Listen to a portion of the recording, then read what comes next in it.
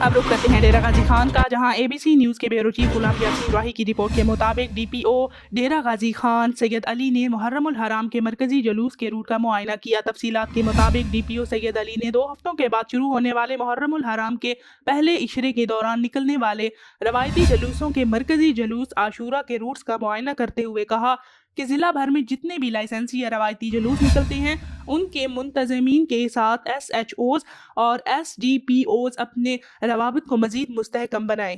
علاقہ کی امن کمیٹیوں کے ممبران کے ساتھ روابط کر کے ان سے قانون کی عملداری اور اتحاد و یگانگت کے فروغ کے لیے عملی معاونت حاصل کی جائے۔ DPO کا کہنا تھا کہ یہ بات واضح اور حتمی ہے کہ روایتی اور لائسنسی جلوسوں سے ہٹ کر کوئی نیا جلوس یا مجلس کا پروگرام منعقد نہیں کیا جا سکتا۔ ایسا کرنا قانون شکنی ہوگا۔ جو کوئی ایسا کرے گا اس کے خلاف قانون کے تحت فوری کارروائی کی جائے گی۔